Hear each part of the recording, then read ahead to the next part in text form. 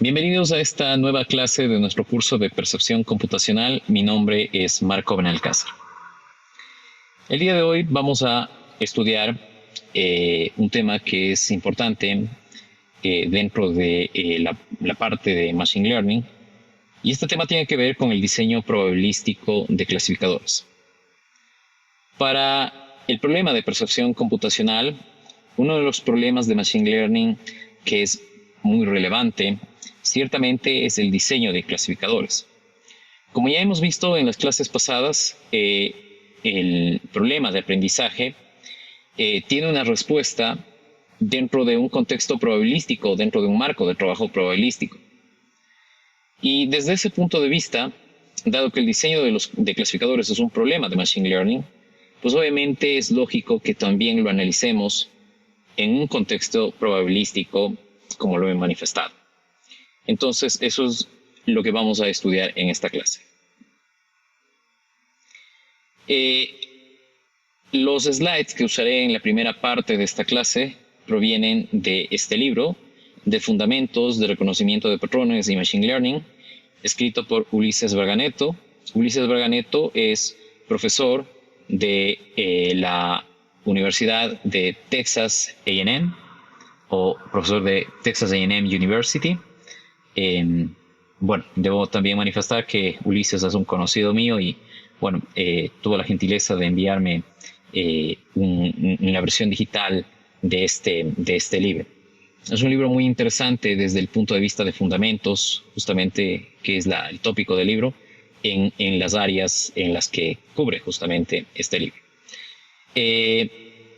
Ustedes podrán encontrar este libro en este link.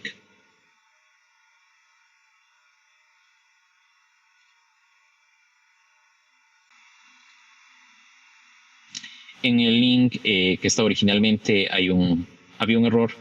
Este es el link correcto para el libro de Fundamentos de Reconocimiento de Patrones y Machine Learning. Bien, con esta corrección entonces podemos empezar la clase del día de hoy.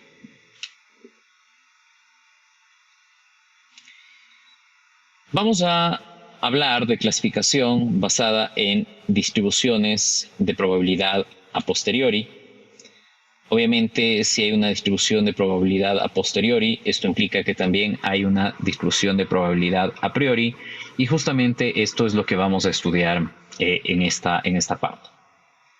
Vamos a subir, para simplificar el análisis del problema de clasificación, que estamos en un contexto de clasificación binaria, lo cual implica que todo vector lo vamos a clasificar en una de dos clases. Estas clases van a ser la clase 0 y la clase 1. Justamente esta va a ser la distribución correspondiente a la clase 0 y la otra distribución va a corresponder a la clase 1. Estas distribuciones de probabilidad que nosotros podemos ver en esta lámina son distribuciones de probabilidad que resultan de multiplicar la probabilidad marginal de la clase 0 por la distribución de los vectores x, dado que estos vectores x provienen de la clase 0, y de la misma manera acá tenemos la distribución que resulta de multiplicar la probabilidad marginal de la clase 1 por la distribución de los vectores que provienen de la clase 1. ¿Ok?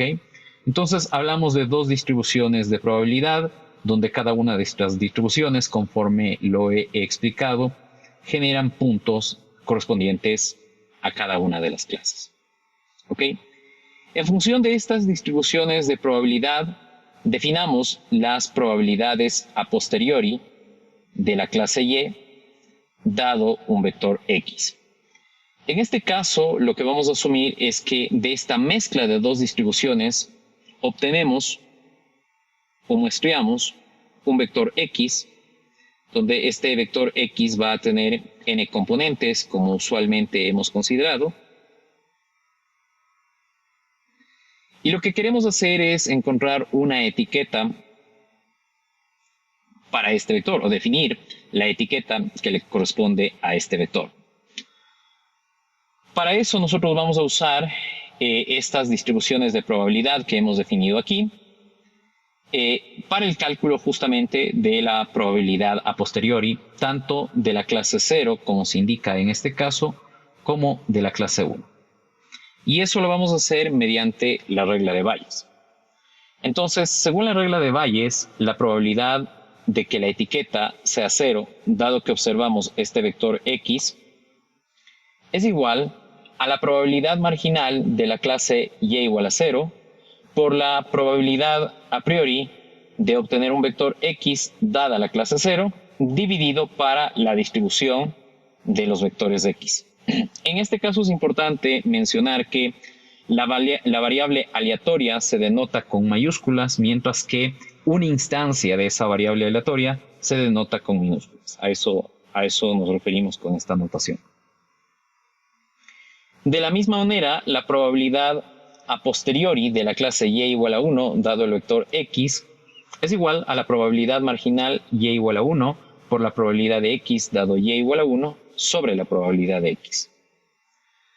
Si nosotros operamos un poco los denominadores de cada una de estas dos expresiones, nos vamos a dar cuenta, o podemos obtener, más bien dicho, las expresiones que están a la derecha de cada una de las probabilidades condicionales.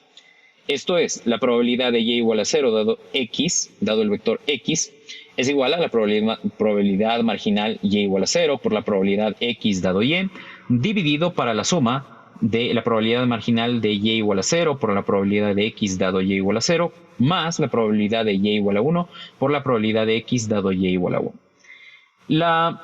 Si bien estas expresiones son equivalentes, me refiero a esta expresión de aquí, es equivalente a esta expresión de acá, es decir, nos dan el mismo resultado, pero la diferencia radica en, obviamente, que en esta expresión más grande yo he reemplazado todos los términos que yo conozco, o por lo menos que en este caso estoy asumiendo que conozco.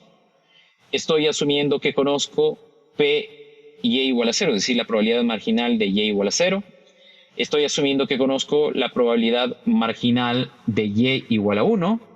Estoy asumiendo que conozco la probabilidad condicional X de X dado Y igual a 0 y la probabilidad condicional de X dado Y igual a 1. Esas cuatro probabilidades estamos asumiendo que son conocidas. Y podemos esto ponerlo de manera explícita, ¿no? Todas estas distribuciones o probabilidades que estoy escribiendo son conocidas. O asumimos en este caso que se conoce.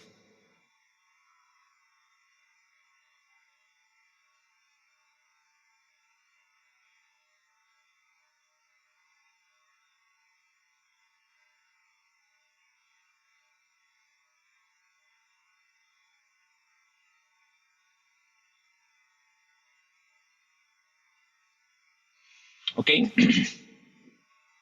Entonces, como decía, esta expresión más grande está en función de todos los valores conocidos y por lo tanto, por esa razón es importante, digamos, llegar a esta expresión, porque simplemente para poder calcular esta probabilidad condicional de y igual a 0 dado x igual a x, o la probabilidad condicional de y igual a 1 dado x, yo pues puedo reemplazar en estas expresiones todos los términos conocidos y de esa manera calcular estos valores.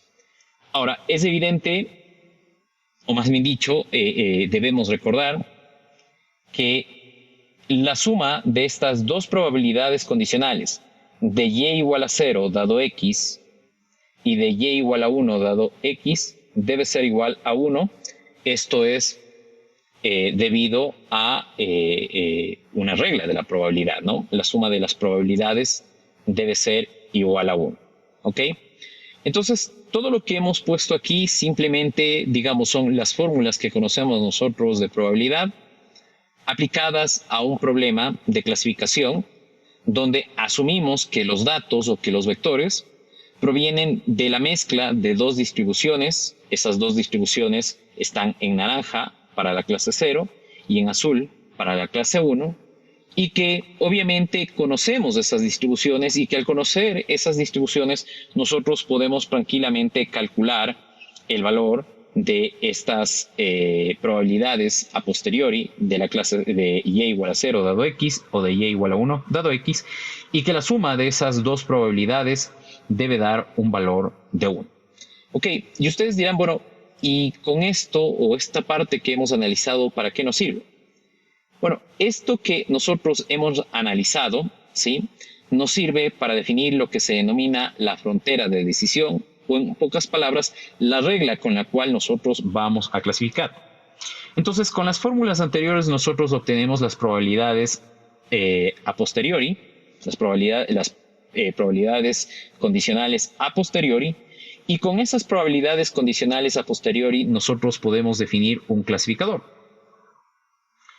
Nosotros definíamos a nuestro clasificador como la función g, entonces vamos a decir que este clasificador, cuando reciba un vector x, lo va a etiquetar con 0 si la probabilidad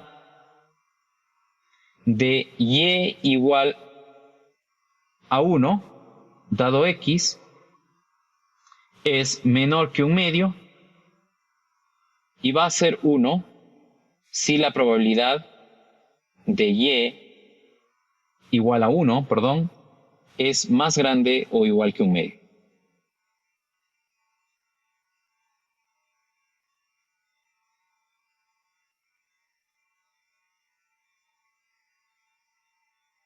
Bueno, esto aparentemente es una regla que simplemente yo le escribo, pero en realidad esto también se puede escribir y probablemente ahí tenga más sentido, solamente que va a ser un poco más complejo de entender o de escribir más que de entender. Esto sería si la probabilidad de y igual a 0 dado x es más grande que la probabilidad de y igual a 1 dado x, y esto va a ser o se va a dar si la probabilidad de y igual a 0 dado x es menor o igual que la probabilidad de y igual a 1 dado x. Estas dos reglas son equivalentes, es decir, dan el mismo resultado. Pero claro, la diferencia es que en esta segunda regla estoy usando las dos probabilidades condicionales de y igual a 0 y de y igual a 1 dado x, mientras que en este caso solamente estoy usando la probabilidad marginal de y igual a 1 dado x. Ahora, claro, la pregunta es, ¿cómo paso de esta expresión de aquí a esta expresión de acá? El paso es bastante simple, simplemente tengo que, valga la redundancia, asumir, o más bien dicho, considerar lo que ya habíamos definido, que la probabilidad condicional de y igual a 0 dado x más la probabilidad condicional de y igual a 1 dado x es igual a 1. Bueno, si ustedes reemplazan esos valores para p de y, entonces ustedes van a obtener esta regla de acá, ¿ok? Evidentemente, desde el punto de vista computacional, esta regla que hemos definido aquí es más simple que la segunda regla, puesto que solo necesitamos calcular para un x el valor de la probabilidad de y igual a 1 dado x y no los valores de probabilidad condicional de y igual a 0 y y igual a 1 dado x.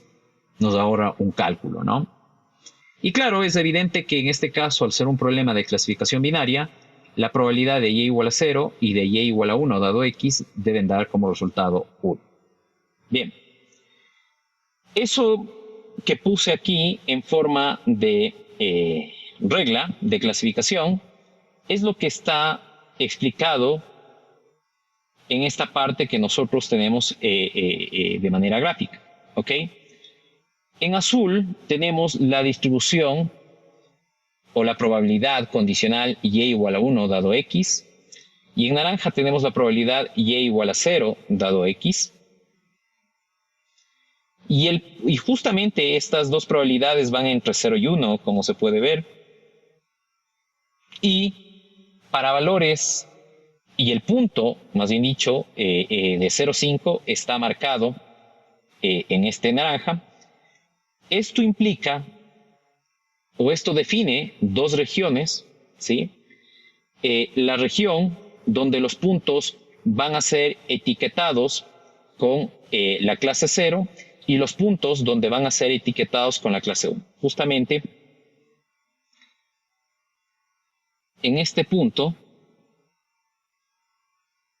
o en esta parte, nosotros podemos ver la región donde todos los puntos que aparezcan aquí, todos los x que aparezcan aquí, serán etiquetados con y igual a 0. ¿Por qué?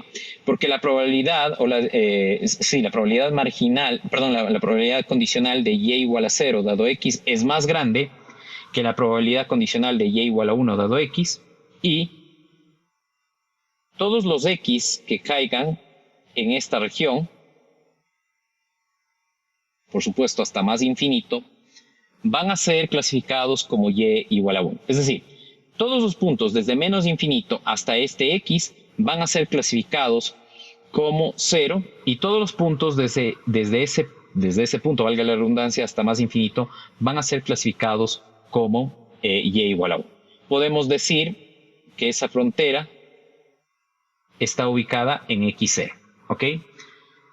Entonces, esta frontera de aquí sería la frontera de decisión óptima, o a esto se llama la Optimal Decision Boundary, o Decision Border, también se lo llama.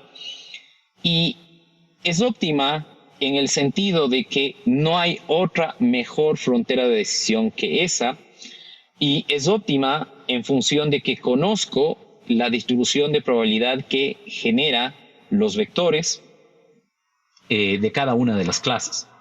¿Ok? Entonces, si estuviera en un mundo ideal, donde yo conozco las distribuciones de probabilidad de un problema dado, es decir, estas distribuciones de probabilidad, esta de aquí y estas de acá, por lo que es lo mismo, estas 4 distribuciones de probabilidad, yo puedo usar estas reglas de aquí para calcular las distribuciones o las probabilidades condicionales a posteriori, y con esas distribuciones de probabilidad a posteriori yo puedo etiquetar vectores provenientes de esas mezclas de distribución, como encontrando la frontera de decisión óptima. La frontera de decisión óptima es justamente, o está dada en el punto donde la probabilidad condicional de y igual a 0 dado x y la probabilidad condicional de y igual a 1 dado x se intersecan. ¿Ok? Y a ese punto justamente lo hemos llamado el punto x0. ¿Ok? No sé si hasta esta parte tienen alguna pregunta, algo que no quede claro, me dicen por favor.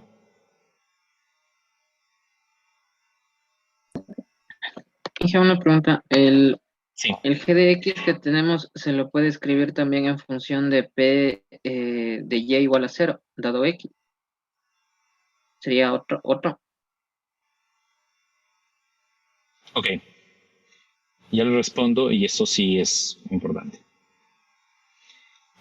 Lo que usted me dice es si esta g de x lo podemos escribir en términos de px dado y. Esa era la pregunta, ¿no? No, de la otra curva, de la curva naranja que tenemos. Sí, perdón. Ok.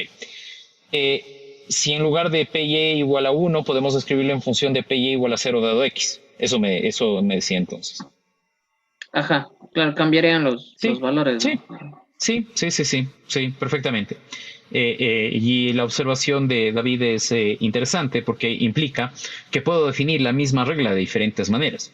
Puedo definirlo en función de py igual a 0, en función de py igual a 1 o en función de py igual a 0 dado x. ¿Ok? Las tres definiciones serían equivalentes. Ahora la pregunta es, ¿por qué usualmente uno usa esta regla de aquí y no una variación de esta regla, que puede ser esta que hemos definido o la que nos propone David. La pregunta, más bien dicho, la respuesta está dada en este caso porque usualmente la clase 1 es la clase de interés. Es decir, por ejemplo, si estoy clasificando pacientes, la clase 1 implicaría un paciente enfermo, la clase 0 implicaría un paciente sano. ¿Ok? La clase 1, si estoy analizando fallos, sería justamente la clase que indica o que denota el fallo, y 0 significaría que todo está normal. Es decir, y igual a 1 usualmente se asocia con la clase que me interesa analizar, y por eso típicamente se usa la distribución de probabilidad condicional y igual a 1, o la probabilidad a posteriori y igual a 1 dado x. ¿Ok? No sé si con eso queda más claro. Sí. Ok. Ahora, es importante tener en cuenta lo siguiente. Por simplicidad del problema, hemos asumido todo esto en un espacio unidimensional. Es decir, en este caso, y para ser más específicos, en realidad el valor que toma x es simplemente un escalar, ¿no? Entonces, mi vector, y yo he puesto, a pesar de que he puesto en forma de vectores, pero en realidad mi vector aquí tiene una sola componente, si se quiere, ¿ok? Cosa que es conveniente que la mencionemos, que la aclaremos en este caso, porque en este caso simplemente esto va a ser igual a x1, ¿no? La primera componente, quiero decir. ¿Ok? Esto es conveniente, decía, que lo mencionemos, puesto que si tenemos un problema de clasificación en 2 o más dimensiones, el dibujar las dos o más dimensiones más las distribuciones de probabilidad, o sea, más la dimensión que corresponde a las distribuciones, a los valores de la distribución de probabilidad, obviamente va a complicar su visualización. Entonces, si bien es cierto, todo lo que he explicado sirve para más de una dimensión, todo lo que hemos hecho sirve para más de una dimensión, pero claro, aquí el análisis lo hemos simplificado a una dimensión con el objetivo de observar en la parte gráfica y analítica qué es lo que está ocurriendo. Eso simplemente como una aclaración de lo que hemos hecho. No sé si tienen alguna otra pregunta, me dicen por favor. No, profe. Ok, entonces, recapitulando lo que hemos visto hasta ahora, hemos asumido o vamos a analizar el diseño de clasificadores en un contexto probabilístico. Para eso hemos asumido que los vectores de características provienen de una mezcla de distribuciones de probabilidad. En nuestro caso, para simplificar el análisis, vamos a asumir que estamos analizando un problema de clasificación binaria, ¿ok? Donde las clases, al ser un problema de clasificación binaria, van a ser dos. La una la denotamos con y igual a 0, la otra clase la denotamos con y igual a 1. En este caso, por simplicidad, para graficar las distribuciones, asumimos que estamos en un escenario unidimensional, ¿sí? Es decir, que nuestros puntos o vectores, que ahora no son vectores, sino son escalares, provienen o toman números reales. Asumimos que conocemos la probabilidad marginal y igual a 0 y y igual a 1 y las probabilidades condicionales de x dado y igual a 0 y de x dado y igual a 1. En base a la regla de Bayes, nosotros podemos calcular las probabilidades a posteriori de la clase y igual a 0 dado x y de la clase y igual a 1 dado x en función de estos valores de probabilidad o de las distribuciones que sí conocemos. Calculando las probabilidades a posteriori, nosotros podemos usar esta regla que nos permite asignar una etiqueta a un vector o a un x que se obtenga como muestra de esta distribución. Y obviamente esta regla nos define una frontera de decisión. A esta frontera de decisión la llamamos la frontera de decisión óptima, puesto que está calculada en función de conocer los valores de las distribuciones o las probabilidades que generan los vectores o los valores correspondientes a cada una de las clases. Listo. Dicho eso, ahora analicemos cuál es el error de un clasificador. En este caso, vamos, y por la anotación del libro, vamos a empezar diciendo que este phi es igual a nuestro G que habíamos definido en la lámina anterior y en las clases anteriores, ¿sí? Y adicionalmente vamos a decir que el Eout de G sería el equivalente al error de phi. En definitiva, lo que vamos a calcular es el error sobre la población del clasificador G o el error sobre la población del clasificador phi. ¿Ok? Entonces, estas dos cosas son equivalentes. Entonces, el error, y esto si queremos, esto sería el Eout de phi, ¿no? Dicho esto, entonces aquí tenemos el error sobre la población o el Eout de phi, que se define como la probabilidad de que este clasificador phi o G aplicado sobre el vector X nos dé una respuesta distinta a la etiqueta con la que se observó el vector X. En pocas palabras, el error de este clasificador es igual a la probabilidad o los chances que tiene de equivocarse etiquetando vectores de la población o etiquetando todos los vectores, más bien dicho, de la población. Listo. Dicho eso, o entendiendo qué significa, ahora sí definamos cada uno de los términos que componen este error y analicemos qué significa justamente cada uno de esos.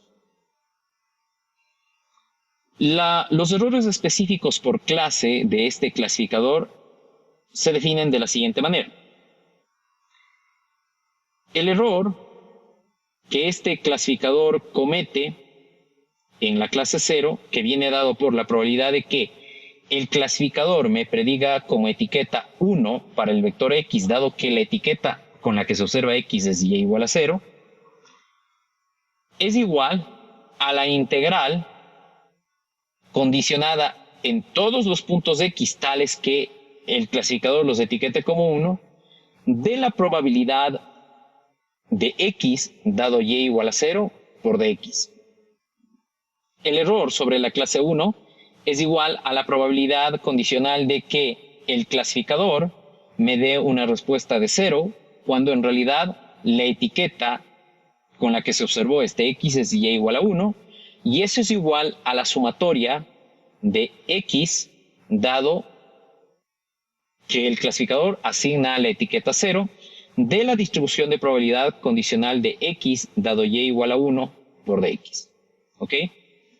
Esto es si es que X es o toma valores continuos. ¿Ok? Si es que X toma valores discretos, ¿ok? Esta integral se debe reemplazar por el sumatorio. Entonces, en este caso, si es que X es discreto, se debe sumar sobre todos los X tales que phi de X asigne 1 de la distribución P de X dado y igual a 0. Y de la misma manera, en este caso, debemos sumar sobre todos los X tales que el clasificador los etiquete con 0 de la probabilidad condicional de X dado y igual a 0. Esto que he puesto, repito, es para el caso discreto.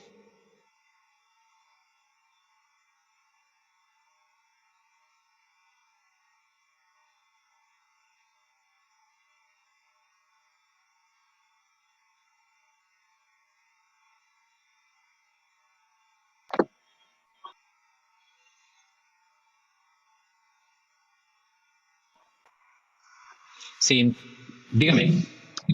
En el sumatorio del error de 1, la probabilidad de X no es la probabilidad de X dado Y igual a 1. Sí, aquí cometí un lapsus.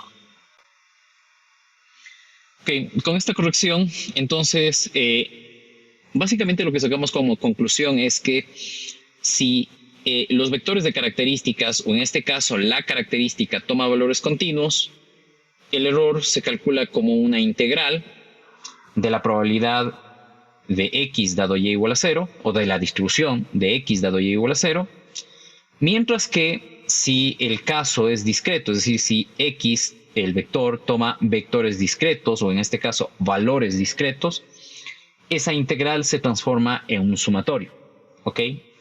Esto justamente es el equivalente entre el mundo discreto y el mundo continuo.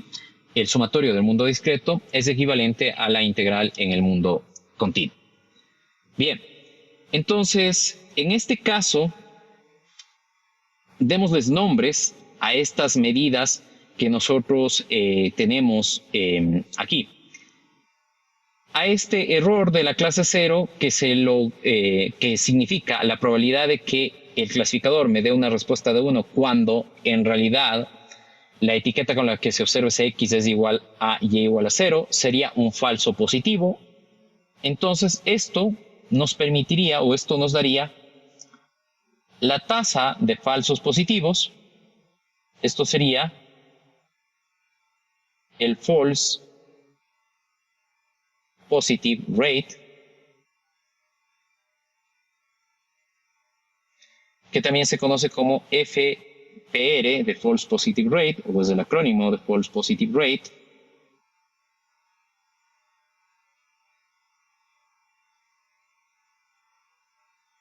¿Ok? Y aquí esta probabilidad en cambio nos daría el false negative rate, es decir, la tasa de falsos negativos.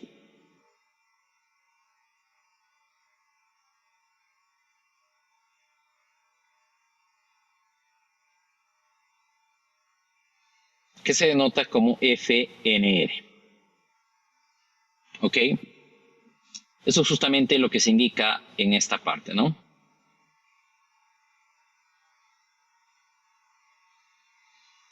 Si nosotros restamos 1 menos la tasa de falsos negativos, a eso se denomina sensibilidad del clasificador. Y si nosotros restamos de 1 la tasa de falsos positivos, a eso se denomina especificidad del clasificador. Me adelanto un poco en definir estas cantidades, que justamente son dos cosas que usamos para saber qué tan bueno es un clasificador, hablando obviamente en el contexto de diseño probabilístico de clasificadores. Evidentemente la sensibilidad y la especificidad también hacen referencia a otros temas fuera del diseño de clasificadores. Por ejemplo, las pruebas médicas tienen sensibilidad y especificidad. ¿Ok? Bueno, hecha esta aclaración, y una vez que hemos definido la tasa de falsos positivos y la tasa de falsos negativos, ahora sí definamos el error sobre la población del clasificador phi o del clasificador G. Y eso, como habíamos indicado anteriormente, es igual a la probabilidad de equivocarse, o el error es igual a la probabilidad de equivocarse, y esto a su vez es igual a la probabilidad conjunta de que el clasificador me dé una respuesta de 1 cuando la etiqueta con la que se observa el x es igual a 0, que es esta probabilidad de aquí, más la probabilidad conjunta de que el clasificador me dé una respuesta de 0 cuando en realidad la clase con la que se observa este x es y igual a 1.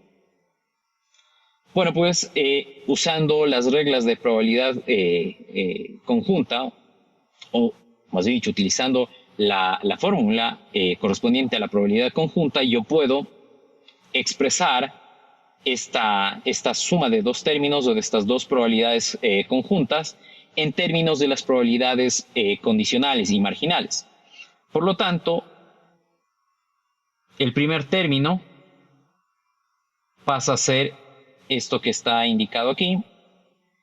Es la probabilidad condicional de que el clasificador asigne la etiqueta de 1, dado que el vector se observó con la etiqueta y igual a 0, por la probabilidad de la etiqueta y igual a 0, más la probabilidad condicional de que el clasificador asigne la etiqueta de 0, dado que el vector x se observó con la etiqueta 1, por la probabilidad marginal de la clase y igual a 1. Reemplazando la ecuación 2.8 en parte de la ecuación 2.9, obtendríamos esta expresión que tenemos aquí, ¿ok? Y esto lo podemos describir como la probabilidad de y igual a 0, ¿sí? Por el false positive rate del clasificador, más la probabilidad de y igual a 1 por el false negative rate del clasificador. ¿Ok? Bueno, y si queremos reemplazar, digamos, todas las... queremos poner de manera explícita los cálculos, pues estos errores o este producto, estos productos de las probabilidades marginales por los errores de cada una de las clases, se transformarían en cada una de estas integrales. Desde luego, si es que los vectores o los valores, en este caso, porque estamos analizando un caso unidimensional, son valores continuos o vectores de componentes continuos. Ahora, si los vectores son o tienen componentes discretas, o el valor, en este caso, toma solamente componentes o valores discretos, disculpen, en este caso tendríamos, como habíamos dicho anteriormente, un sumatorio, ¿no? En lugar de una integral. Listo. No sé si hasta esta parte tienen alguna duda.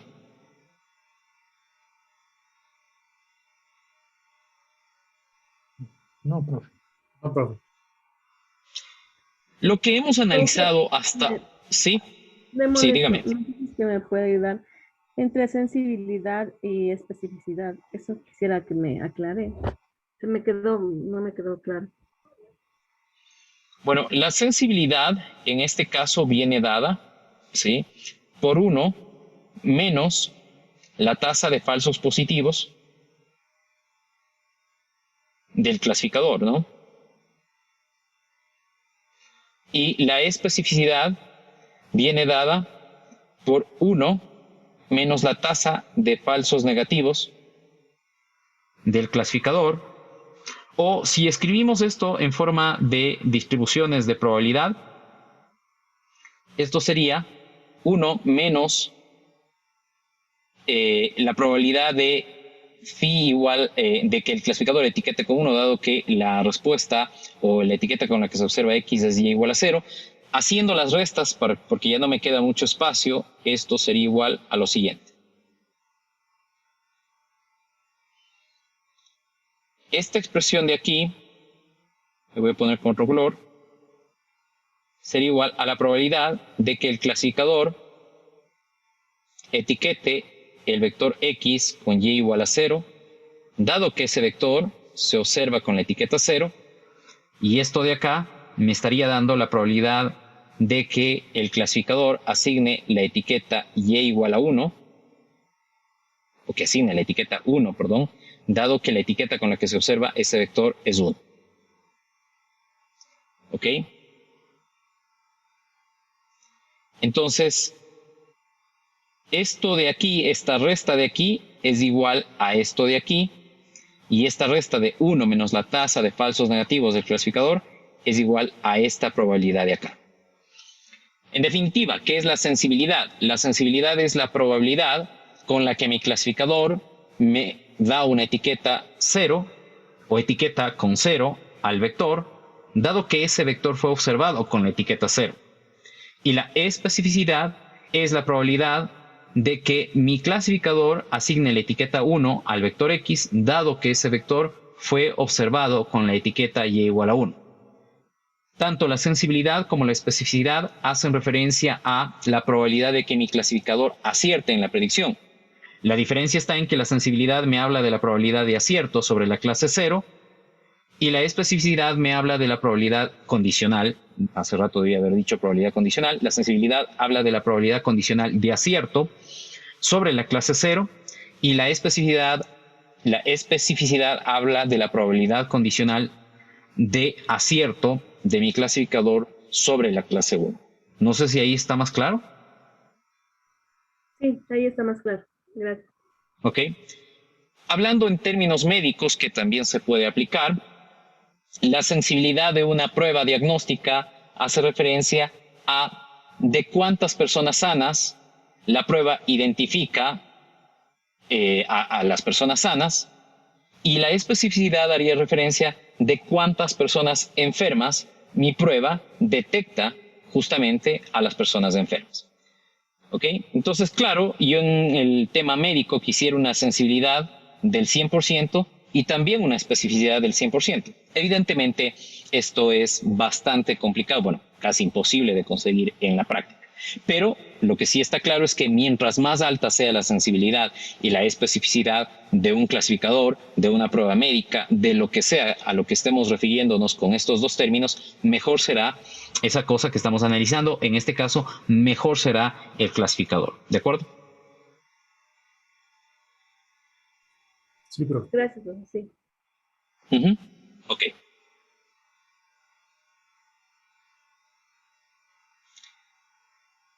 Muy bien.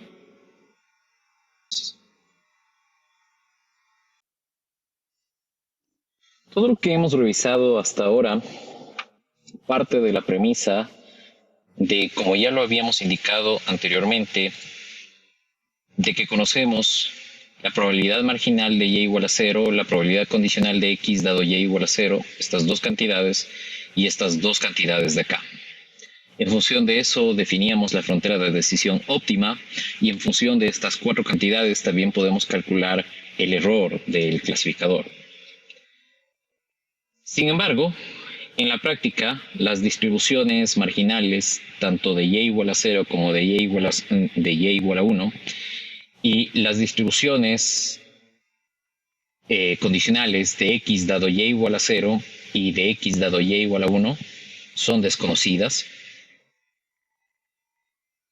Y en su lugar, nosotros solamente tenemos acceso a un conjunto de puntos que provienen a partir de estas distribuciones o que provienen de estas distribuciones. Es decir, nosotros hemos asumido que tenemos conocimiento de lo que vemos en esta presentación. Sin embargo, en la práctica, en realidad conocemos solamente los puntos. Y ese es un tema clave dentro del problema de Machine Learning.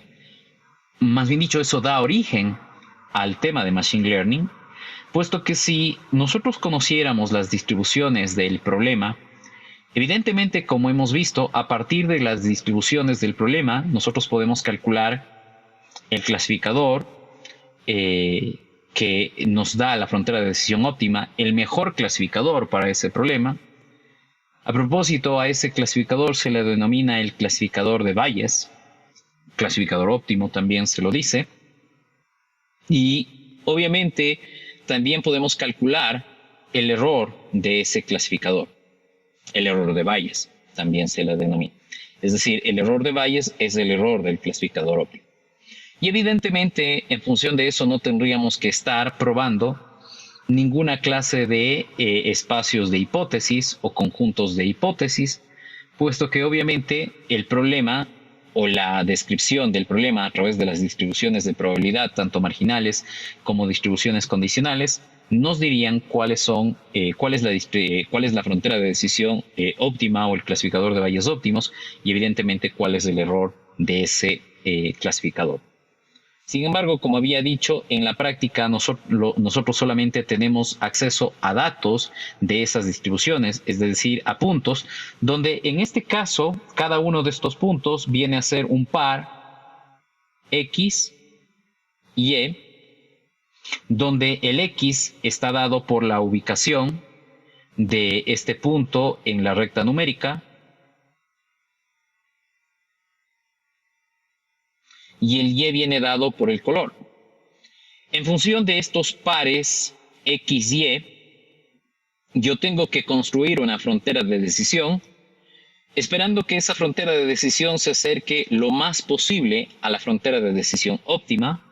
Es decir, tengo que diseñar un clasificador, esperando que ese clasificador tenga un error muy bajo, tan bajo que se acerque al error del clasificador óptimo, Y evidentemente, si no puedo calcular el mejor clasificador, tampoco puedo calcular su error y tampoco puedo calcular el error del clasificador que estoy diseñando de manera exacta, y en su lugar tengo que estimar el error del clasificador. Entonces, en este caso, en la práctica, nosotros debemos estimar, dado este conjunto de datos,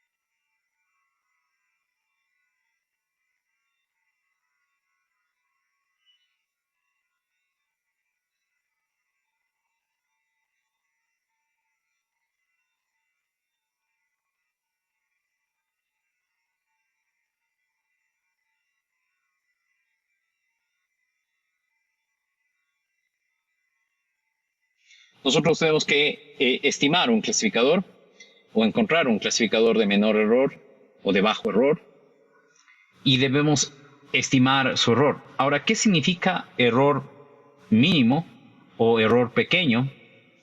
En este caso, en la práctica, un error mínimo o un error bajo se refiere a términos comparativos, es decir, voy a comparar varios espacios de hipótesis o varios algoritmos y me voy a quedar con aquel algoritmo que me dé el menor error, obviamente, y ese error va a ser estimado. El tema de estimación de errores lo veremos en una siguiente clase.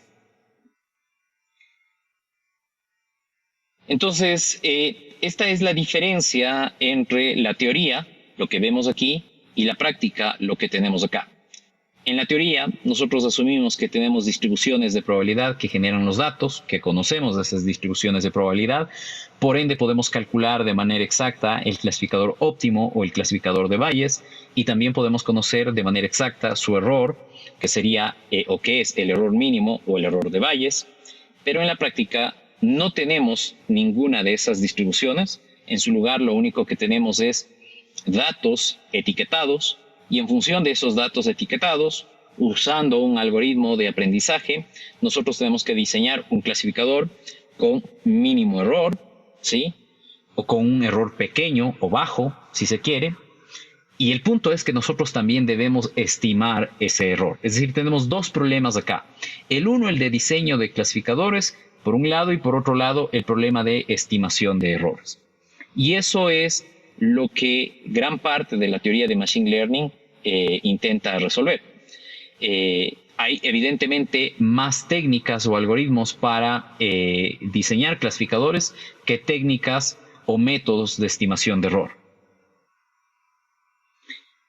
Bien, entonces con esto, con este breve preámbulo que les he puesto, ahora sí vamos a utilizar o a estudiar de manera más formal el tema del clasificador de Bayes y el error del clasificador de Bayes para un problema de clasificación, entendiendo que esto es un concepto teórico. En la práctica, dado un problema, es muy difícil encontrar el clasificador de Bayes y evidentemente es tanto o más difícil el calcular el error del clasificador de Bayes. No sé si hasta esta parte tienen alguna duda, me dicen por favor.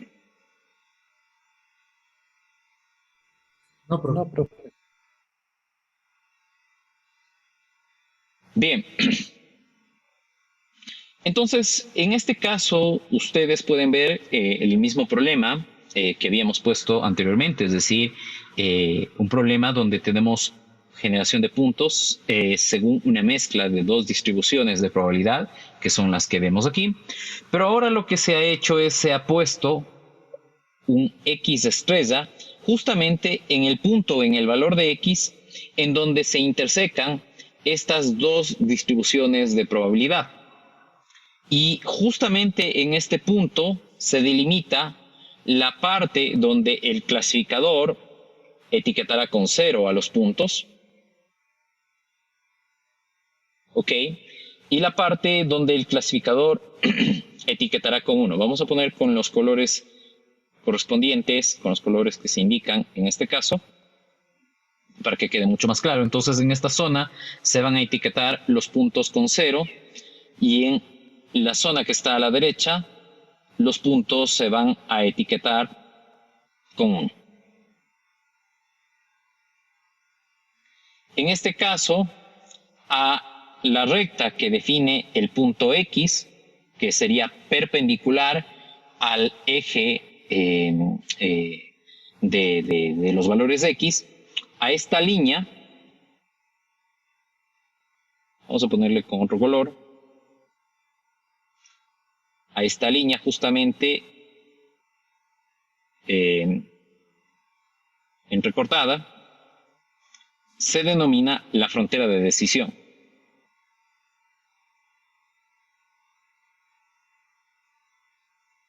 ¿Ok? Entonces, esta es la decision boundary. O borde también, ¿no? Frontera de decisión porque justamente es el punto a partir del cual o en el cual yo tomo una decisión. Si estoy a la izquierda, asigno la etiqueta 0 en este caso, y si estoy a la derecha, asigno la etiqueta 1.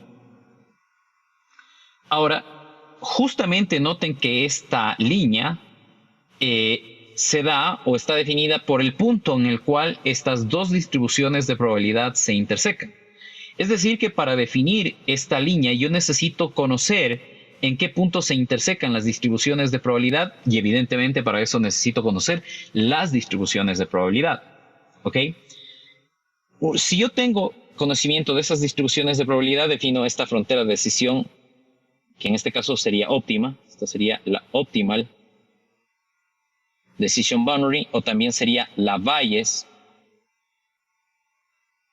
decision boundary. ¿Ok? Y si conozco, como había dicho, estas distribuciones de probabilidad, bueno, pues yo reemplazo los valores correspondientes de los errores de la clase 0, de los errores de la clase 1, multiplico por las probabilidades marginales y de esa manera obtengo este error, donde este error es denominado el error de Bayes.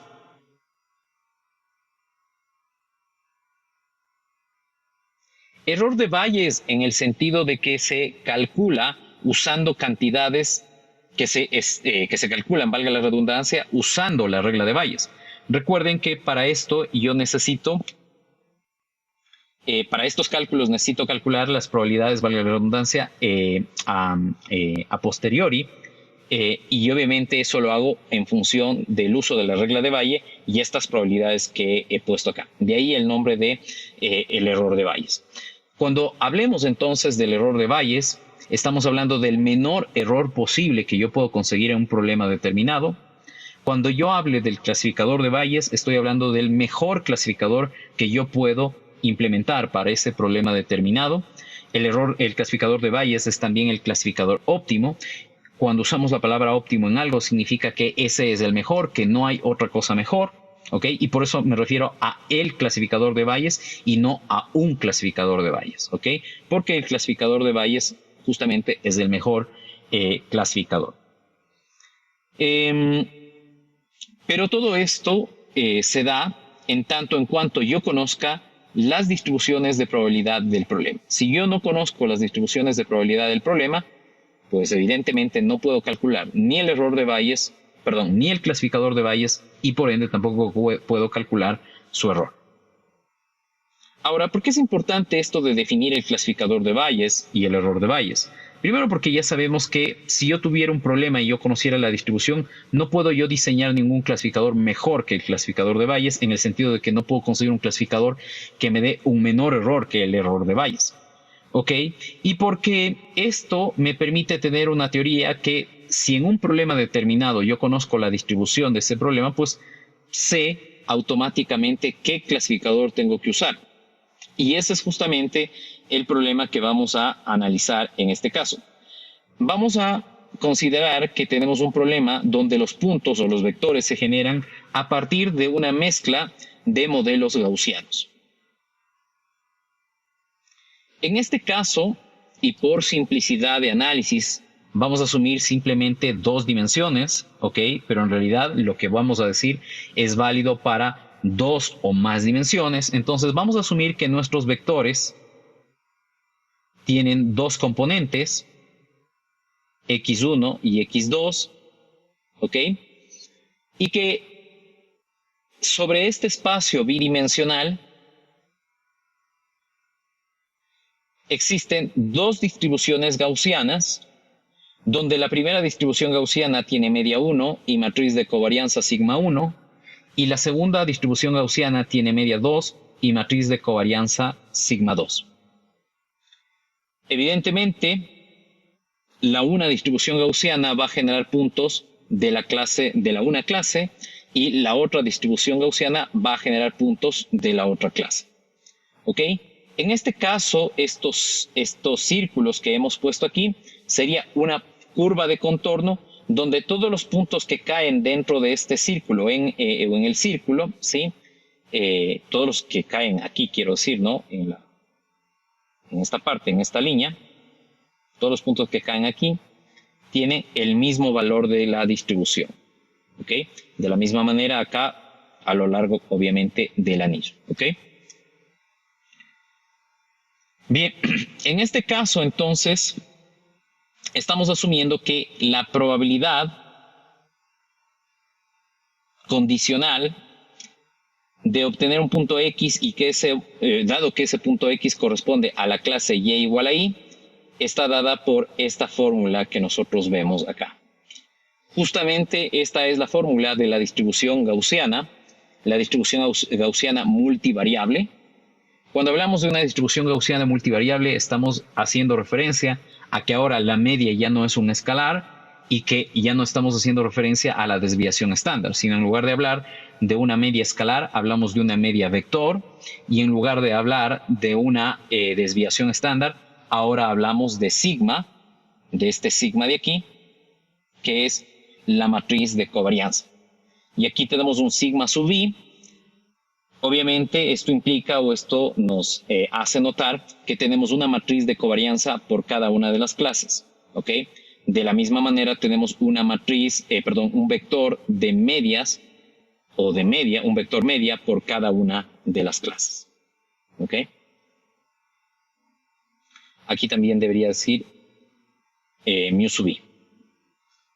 Ok, entonces los vectores de medias mu0 y mu1 son los centros de las clases 0 y 1 respectivamente, y las matrices sigma 0 y sigma 1 especifican, ¿sí?, las covarianzas, ¿sí?, justamente de cada una de las clases. Estas matrices de covarianza determinan la forma de la distribución, si la distribución es circular o si la distribución es elipsoidal. ¿Ok? Entonces, eso controlan las covarianzas. Y las medias, en cambio, controlan dónde están ubicadas estos puntos, ¿no? Los centros de estas distribuciones. Muy bien. Si nosotros hiciéramos todo ese análisis tedioso de reemplazar esta distribución en el teorema o usando, más bien dicho, la regla de Bayes, ¿ok? Con eso calculáramos la probabilidad condicional a posteriori, y en función de la probabilidad condicional a posteriori usáramos esa regla que habíamos definido, nosotros obtendríamos que la frontera de decisión óptima sigue esta fórmula que ustedes ven aquí, ¿ok? Y a esta fórmula se la denomina análisis de discriminante cuadrático o quadratic discriminant analysis, que es justamente la solución óptima o el clasificador óptimo, o define la frontera de decisión óptima para un problema de clasificación donde las distribuciones que generan los datos son distribuciones gaussianas con medias diferentes y matrices de covarianza diferentes, que es justamente lo que se asume en este caso. Esta es una ecuación vectorial, al igual que la ecuación 242 es también una ecuación vectorial, es decir, las cantidades de aquí son vectores o matrices, ¿ok? Acá obviamente tenemos X que son vectores, Mus que son vectores, y los sigmas, sigma 1 y sigma 2, que son matrices, ¿ok? Entonces, esta expresión de aquí, esta f de x, contiene n por n más 3 sobre 2 coeficientes que se deben estimar, ¿ok? Obviamente, si yo conozco la distribución del problema, automáticamente ya estos n por n más 3 sobre 2 coeficientes quedarían determinados. Pero claro, si yo no conozco los valores de mu y de sigma para cada una de las clases, pero sé que las clases provienen, o sé que los puntos provienen de una mezcla de distribuciones gaussianas con medias diferentes y matrices de covarianza diferentes, usando datos, yo podría estimar los mus y los sigmas, y a partir de eso, pues, definir un clasificador. Entonces, repito en este caso lo que he mencionado. Estamos asumiendo que los puntos provienen de una mezcla, en este caso de dos distribuciones gaussianas, donde estas dos distribuciones gaussianas tienen medias diferentes, mu1 y mu2, y matrices de covarianza diferentes, sigma 1 y sigma 2. En esta ecuación 242 tengo la distribución de cada una de las clases, de los x dado la clase y igual a 0 y de los x dado la clase y igual a 1. En este caso, para compactar la notación, hemos usado el índice y. Y si tenemos un problema donde los datos provienen de una mezcla de distribuciones gaussianas con medias diferentes y matrices de covarianza diferentes, en esta ecuación tenemos la solución para ese problema. O esta ecuación nos define la frontera de decisión óptima para ese problema, que es una ecuación cuadrática que contiene n por n más 3 sobre 2 coeficientes. ¿Ok? Al ser una ecuación cuadrática, de ahí el nombre de análisis de discriminante lineal. Ahora, ya haciéndole al problema un poco más real, yo en la práctica puedo saber que las distribuciones son gaussianas, pero no saber en dónde están ubicadas las distribuciones gaussianas ni qué forma tienen esas distribuciones gaussianas. Es decir, en la práctica voy a asumir que no conozco mu y sigma para cada una de las clases, pero que sé que las distribuciones que generan los datos son gaussianas. Si yo tengo esa información, yo puedo usar esta frontera de decisión y estimar el valor de estos n por n más 3 sobre 2 coeficientes usando datos. Es decir, usando datos, yo voy a estimar las medias de cada una de las clases y las covarianzas de cada una de las clases. Ahora, ¿qué pasa si las distribuciones tienen la misma matriz de covarianza, pero medias diferentes? Si las dos distribuciones tienen la misma covarianza, ¿sí?, pero medias diferentes, la ecuación anterior se reduce a esta ecuación que nosotros vemos aquí, y esta ecuación que nosotros vemos aquí tiene una forma lineal, es una ecuación lineal. Y de ahí justamente sale el nombre de este clasificador, que es el clasificador de análisis de discriminante lineal. ¿Ok? Entonces, esto lo puedo utilizar si yo tengo un problema donde sé que los datos provienen de una distribución gaussiana con medias diferentes y matrices de con medias diferentes y matrices de covarianza iguales. ¿Ok? Si es que yo obviamente conozco cuáles son las distribuciones de probabilidad, es decir, cuál es mu y sigma, reemplazo directamente ese mu y sigma acá, y dado un x con esta ecuación, yo puedo saber ese x si corresponde a la clase menos 1 o más 1, que es lo que devolvería esta función signo. O si sé que las distribuciones son gaussianas, pero no conozco los mus ni el sigma, bueno, pues a partir de datos estimo los mus y los sigma, y en función de eso, obviamente, clasifico cada uno de los puntos. Entonces, lo interesante de esta parte es que para un problema, donde le hemos dado nombre y apellido a las distribuciones de probabilidad que generan los datos. Usando la regla de Bayes, podemos calcular la frontera de decisión óptima o el clasificador óptimo, ¿sí? Y ese clasificador óptimo depende de si las medias son diferentes, más bien dicho, depende de si las matrices de covarianza son diferentes o iguales.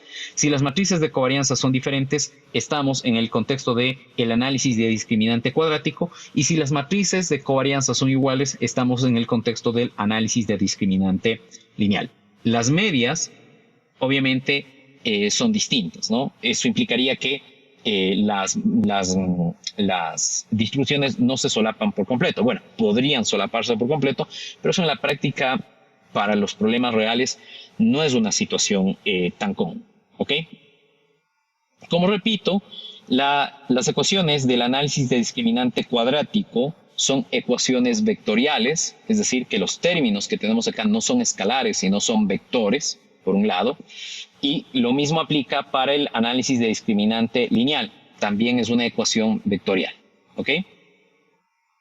En este caso, en la ecuación del análisis de discriminante cuadrático, definimos un C, que es el logaritmo natural del determinante de la clase 1 para el determinante de la matriz de covarianza de la clase 2, del determinante de la matriz de covarianza de la clase 1 para el determinante de la matriz de covarianza de la clase 2, menos el logaritmo de Q1 menos 1 menos Q1 es la probabilidad marginal de la clase 1. ¿Ok? Esto sería igual, ¿sí?, a P y E igual a 0, por si acaso.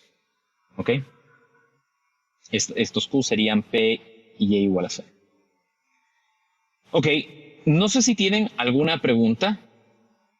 Una cosa adicional a mencionar. En este caso, en lugar de, a diferencia del discriminante, del análisis discriminante lineal cuadrático, donde teníamos que estimar n por n más 1, n por n más 3 sobre 2 coeficientes, ahora tenemos que estimar solamente n coeficientes. ¿Ok? Entonces, esa reducción de la complejidad del problema hace también que se reduzca el número de parámetros que se debe estimar. Esto sería lo correspondiente a el clasificador óptimo para un problema donde las distribuciones que generan los datos son dos distribuciones gaussianas. No sé si hasta esta parte tienen alguna pregunta, me dicen por favor. No, profe. Ahora, recuerden que habíamos dicho que para un problema necesitamos definir el clasificador y necesitamos definir un clasificador si es que solamente conocemos datos, o podemos definir el clasificador de Bayes si es que conocemos la distribución del problema. Pero aparte de obtener un clasificador o el clasificador de Bayes, necesitamos conocer el error de ese clasificador que vamos a diseñar o el error del clasificador de Bayes si conocemos la distribución del problema.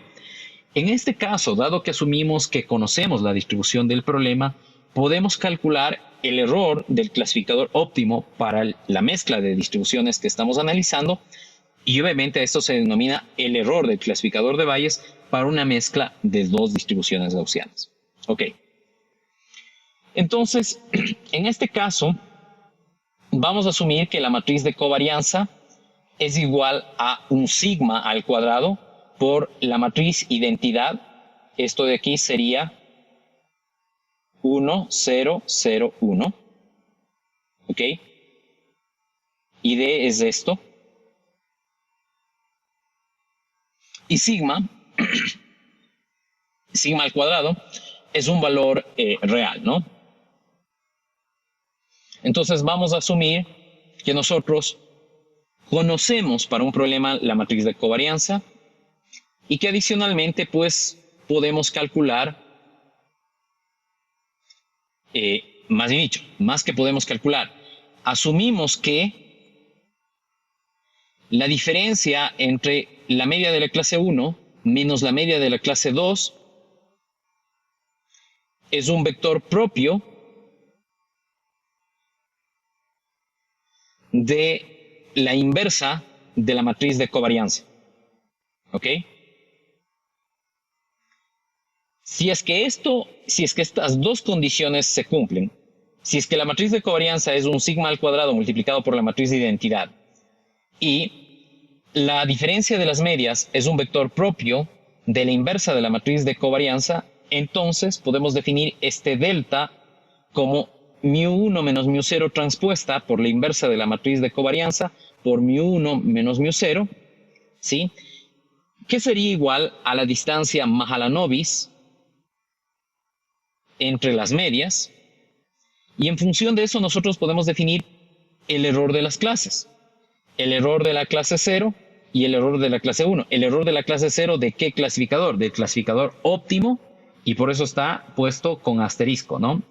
Y el error de la clase 1 del clasificador óptimo. ¿Cómo? Los podemos definir como la distribución acumulada estándar. Esto denota este símbolo, ¿sí? Aquí justamente nos dice, este símbolo denota la función de distribución acumulada de una función o de una distribución estándar gaussiana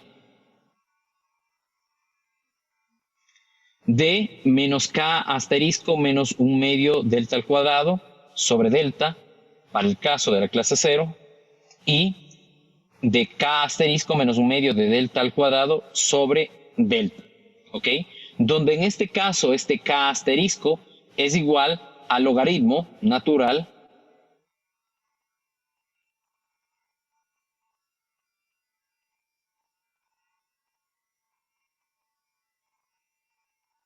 en este caso este k asterisco es el logaritmo natural del cociente entre la probabilidad de la clase 0 y la probabilidad de la clase 1. ¿Ok? Obviamente el error total viene dado por C por el error de la clase 0 y 1 menos C por el error de la clase 1, donde C es la probabilidad marginal de la clase 1 y 1 menos C es la probabilidad marginal de la clase 0. Si estas probabilidades marginales, y igual a 0 y igual a 1, valen exactamente 1 medio, bueno, pues la ecuación 252 se reduce a esta expresión de aquí, que es simplemente la distribución acumulada estándar normal de menos delta medios, donde, repito, delta se calcula según la ecuación 2.50. Entonces, si yo tengo un problema de clasificación donde las distribuciones que generan los puntos son distribuciones gaussianas, tales que la matriz de covarianza de las dos distribuciones es la misma y tiene esa matriz de covarianza esta forma, y adicionalmente la resta de las medias de la clase 1 menos la clase 0 es un vector propio de la inversa de la matriz de covarianza, yo con esas condiciones puedo aplicar estas ecuaciones para calcular el error del clasificador de Bayes. ¿Ok? Y con esto, pues puedo, usando estas ecuaciones, calcular el clasificador de Bayes. En este caso asumí que las matrices de covarianza son iguales. En realidad usaría esta ecuación para calcular el clasificador de Bayes y estas ecuaciones de aquí para calcular su error en las condiciones en las que les comenté. Ahora, ¿para qué sirve todo esto más allá de entender la teoría? Bueno, yo con esto podría generar un problema o crear un problema artificial donde yo creándome el problema artificial, como conozco cómo creé ese problema, puedo saber cuál es la mejor solución y por ende cuál es el error de esa mejor solución y por un momento ocultar esa información y probar clasificadores que yo quiero evaluar qué tan bien se comportan.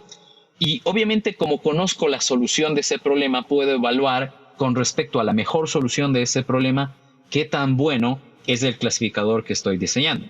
Esa es una aplicación de lo que hemos visto. Y esa es justamente la aplicación que vamos a considerar en esta parte. Otra aplicación, bueno, es evidentemente entender que si yo para un problema conozco las distribuciones, ¿ok? Y sé que esas distribuciones son gaussianas, bueno, pues en función de todo lo que hemos visto, puedo calcular cuál es la forma del clasificador de Bayes y por ende calcular cuál es el error del clasificador de Bayes. Eso, digamos, es algo que yo debo saber y es una consideración teórica importante, pero que en la práctica es bastante difícil conocer exactamente cuáles son las distribuciones de probabilidad. Con suerte conozco qué familia de distribuciones de probabilidad generan los datos, pero una cosa es conocer qué familia es y otra cosa es decir exactamente qué distribución es. Me explico. Una cosa es decir que los datos provienen de distribuciones gaussianas y otra cosa es decir que los datos provienen de una distribución gaussiana con media tanto y con sigma tanto y donde la otra distribución de probabilidad tiene un sigma determinado y una media o un vector media determinados. Son dos cosas diferentes, ¿ok? De todas maneras, pues no es una situación menor este resultado que hemos contado aquí no es un resultado menor. Y como repito, pues la aplicación que nosotros vamos a considerar en este caso es la de generar datos sintéticos para evaluar algunos de los clasificadores que usaremos más adelante, ¿ok? Y la generación de datos sintéticos va a ser hecho en 2 dimensiones, de tal manera que nosotros podamos visualizar esos puntos, por un lado, y por otro lado, pues por supuesto, que nosotros también podamos graficar las fronteras de decisión, tanto del clasificador que vamos a diseñar como del mejor clasificador que corresponde al problema que estamos considerando. ¿Ok? Y adicionalmente podremos calcular el error del clasificador que estamos diseñando y comparar ese error con el error del clasificador de Bayes o con el mejor error que se puede conseguir para ese problema. No sé si hasta este punto tienen alguna pregunta, me dicen por favor.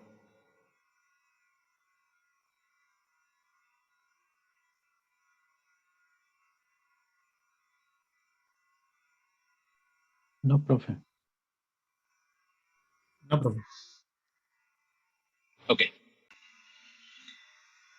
En esta última parte de esta clase vamos a estudiar una función que nos va a permitir generar datos sintéticos a partir de una mezcla de 2 distribuciones gaussianas, donde estas distribuciones gaussianas van a tener medias diferentes, van a tener medias μ0 y μ1 y van a tener la misma matriz de covarianza sigma. En este caso nosotros vamos a indicar cuál es también la probabilidad marginal de la clase 1 y cuál es el número de puntos en total que queremos generar. Entonces, con esta probabilidad marginal de la clase 1, nosotros podemos saber de este total de puntos que pedimos generar a esta función, cuántos puntos van a corresponder a la clase 1 y evidentemente cuántos puntos van a corresponder a la clase 0.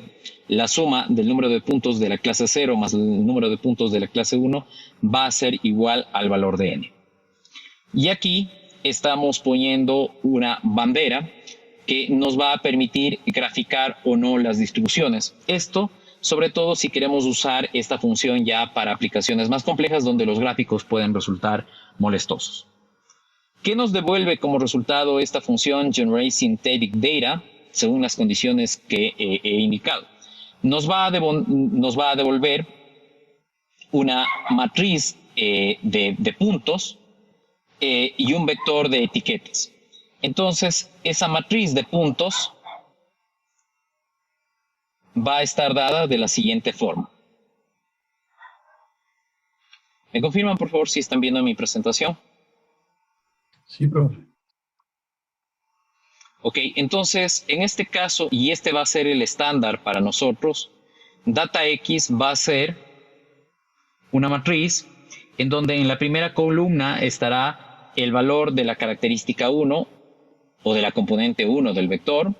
En la segunda columna estará la segunda componente, en la tercera columna la tercera componente y así sucesivamente hasta la enésima componente.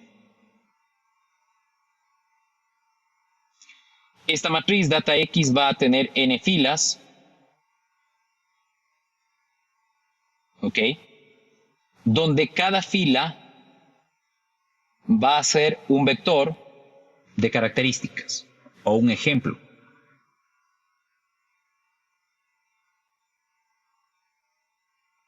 ¿Ok? Y así sucesivamente hasta el enésimo vector. ¿Ok? Esto es data X. Data Y, en nuestro caso, va a ser un vector columna, donde este vector columna va a tener igualmente n filas,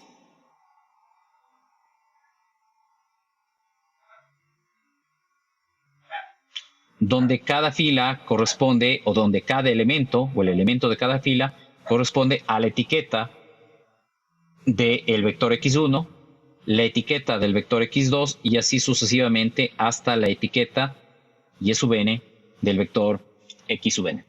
Esta va a ser la estructura con la que nosotros vamos a trabajar en el diseño de clasificadores y de manera más específica en cada uno de los algoritmos con los que nosotros implementaremos clasificadores.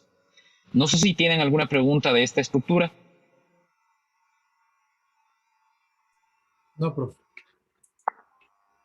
Ok, entonces, con esta aclaración, vamos nosotros ahora sí a analizar cómo funciona este código. Bien, entonces, lo que primero tenemos que hacer es calcular la probabilidad de la marginal de la clase 0, y eso es 1 menos la probabilidad marginal de la clase 1. Con estos datos vamos a calcular cuántos puntos tenemos que generar de los n puntos para la clase 0. El número de puntos de la clase 0 va a ser el valor de la probabilidad marginal de la clase 0 por el número total de puntos que tenemos que generar, y esto lo vamos a pasar por una función de redondeo, obviamente para obtener un número entero. El número de puntos de la clase 1 va a ser el número de puntos totales menos el número de puntos que tenemos que generar para la clase 0. De esta manera nosotros tenemos de estos n puntos que nosotros le pedimos generar a esta función, cuántos de esos puntos corresponden a la clase 0 y cuántos de esos puntos corresponden a la clase 1. Ok. Ahora, una vez que nosotros tenemos definido el número de puntos, ahora vamos a definir la matriz de covarianza. Para eso, vamos nosotros a calcular la matriz de covarianza como el sigma por la matriz identidad, que va a tener el mismo número de filas y columnas que el vector μ0. Entonces, esto es una forma de automáticamente generar una matriz de covarianza que tenga dimensiones acordes a las dimensiones de los vectores medio. ¿Ok? Entonces, esto sería el sigma por la matriz de covarianza, ¿no? La matriz identidad. Ok, una vez que hemos definido este sigma, ok, ahora nosotros vamos a hacer la generación de puntos de la clase 0 y de la clase 1. Para eso nos vamos a valer de dos funciones, o más bien dicho, de una función de MATLAB que nos hace esa tarea. Vamos a usar la función MBNRND, ¿sí? Que significa Multivariate Normal Random. Es decir, vamos a generar datos a partir de una distribución normal gaussiana multivariable, de una distribución normal multivariable, que va a tener esta media, este vector media, esta matriz de covarianza, y vamos a generar un número de puntos dado por n0. De la misma manera para la generación de puntos de la clase 1. Declaramos cuál es la distribución de la clase 1 a través de estos dos valores y decimos cuántos puntos vamos a generar para la clase 1. Estos los almacenamos en la matriz data x0 y data x1, y para no devolver por separado, pues concatenamos la matriz data x0 con la matriz data x1 en la matriz data x que tiene la estructura que les mencioné. Por otro lado, genero las etiquetas. Yo sé que los n primeros valores de esta matriz corresponden a la clase 0 porque así la construí, y los valores restantes corresponden a la clase 1 porque así lo definí. ¿Ok? Ahora lo que nosotros hacemos es, vamos a, en este caso estamos revolviendo los datos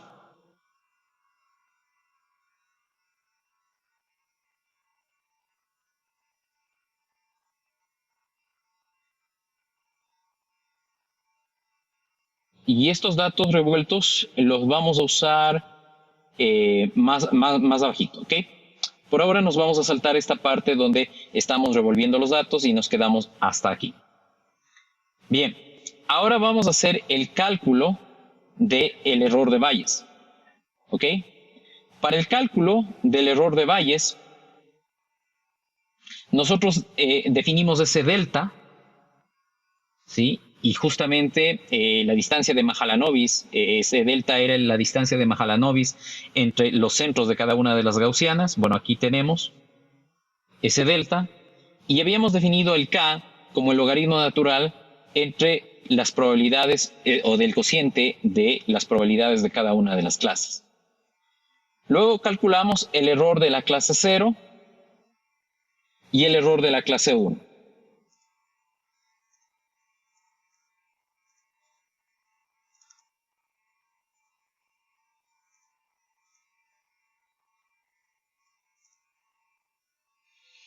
Y luego, con estos dos errores, calculamos el error de Bayes del clasificador óptimo, ¿no?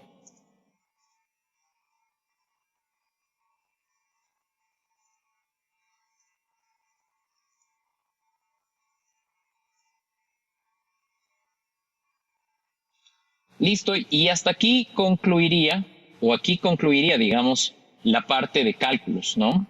Con eso ya tenemos los puntos generados que se almacenan en la matriz data X y en el vector data Y. Y adicionalmente tenemos el error del clasificador óptimo o el error del clasificador de Bayes. Lo que sigue de aquí en adelante simplemente son gráficos. Gráficos de cada una de las distribuciones, ¿ok? Entonces, en esta parte, lo que estamos haciendo es dibujando la distribución de probabilidad que genera los puntos correspondientes a la clase 0 en toda esta parte de aquí. En toda esta parte de acá estamos graficando la distribución de los puntos correspondientes, o más bien dicho, estamos graficando la distribución de la clase 1, ¿ok? Esto sería una figura. En otra figura estamos calculando o graficando lo mismo que en la figura anterior, pero ahora con curvas de contorno para observar de mejor manera, ¿ok? Y finalmente lo que estamos haciendo es graficando los puntos que hemos generado según cada una de las distribuciones, ¿ok? Entonces, así funciona esta función, valga la redundancia. Vamos para facilitar las cosas, a definir una función main, que justamente nos va a permitir invocar a la función GenerateSyntheticData, donde yo tengo que decir cuál es la media del vector de la clase 0, cuál es la media del vector de la clase 1. Vamos a decir cuántos puntos queremos generar en total y vamos a indicarle cuál es la probabilidad de la clase 1 y adicionalmente cuál es el sigma que nosotros vamos a utilizar. Con esto vamos a invocar a la función GenerateSyntheticData y esa función nos va a generar una serie de gráficos que los vamos a ir observando. Entonces vamos a generar o vamos a ver primero el gráfico 1. El gráfico 1 nos muestra, es un gráfico en 3 dimensiones, ¿no? Donde la tercera dimensión está denotada por colores, ¿ok?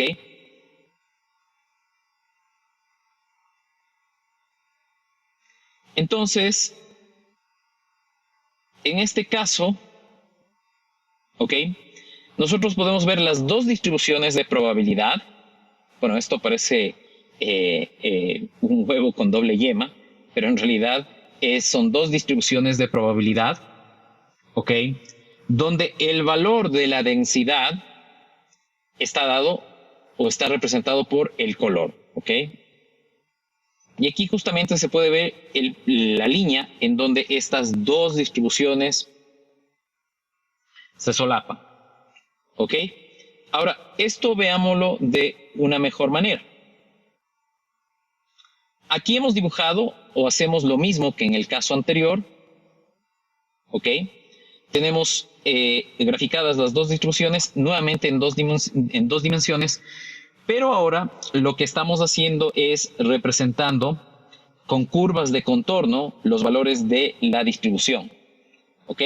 Entonces, esto nos facilita ver de mejor manera, digamos, las distribuciones, y adicionalmente nosotros podemos ver las medias, ¿no? La una está en menos 1, 1 y la otra está en menos 3, 3, ¿no? Ok. Y finalmente, estas son las dos distribuciones de probabilidad que estamos considerando. Y finalmente, lo que tenemos acá es una nube de puntos, o es la nube de puntos que hemos sampleado de cada una de esas distribuciones.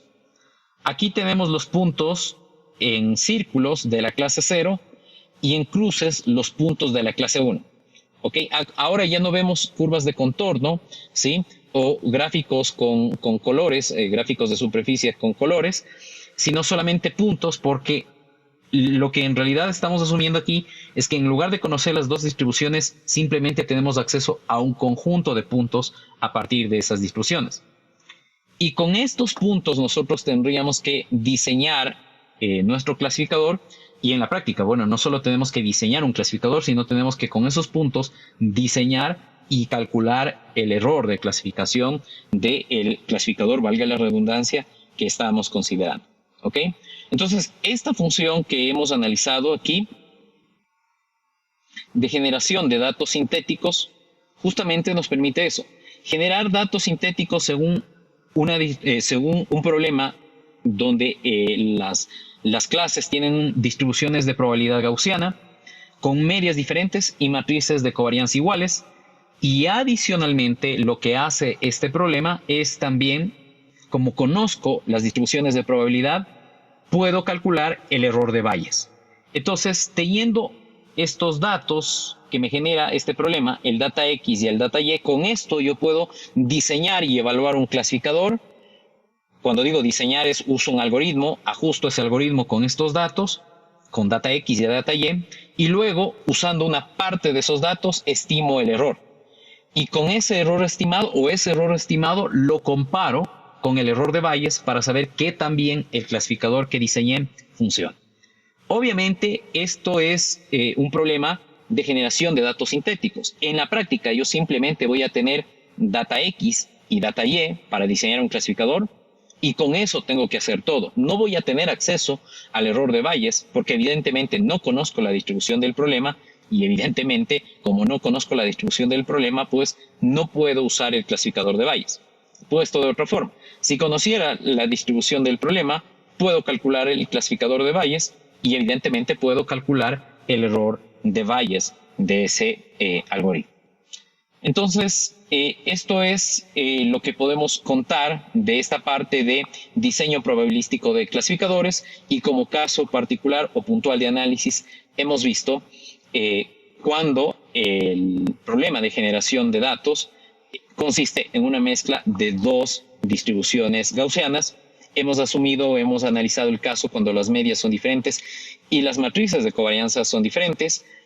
A la frontera de decisión que se obtiene de ese caso se denomina análisis de discriminante cuadrático, y cuando las distribuciones son gaussianas con medias diferentes pero matrices de covarianza iguales, a ese problema o a esa frontera de decisión que se deriva de ese problema se denomina análisis de discriminante lineal. Y finalmente, en esta parte hemos implementado y les he explicado un código que nos sirve para generar datos sintéticos que más adelante nos servirán para evaluar diferentes algoritmos de clasificación que vamos a implementar. Evidentemente, esto nos sirve para analizar en un escenario muy pequeño, porque esto nos genera puntos en dos dimensiones.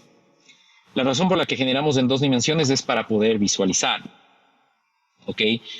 Podríamos generar en más de dos dimensiones, pero evidentemente aquí la generación o la graficación no la podemos hacer. No podemos graficar en más de dos dimensiones.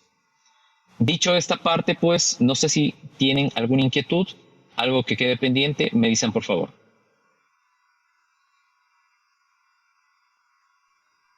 No, profe. Bien. Entonces, con esto, bien, aquí lo que vamos a hacer es eliminar esto. Esto no lo estamos usando en el código y tranquilamente podemos cambiar.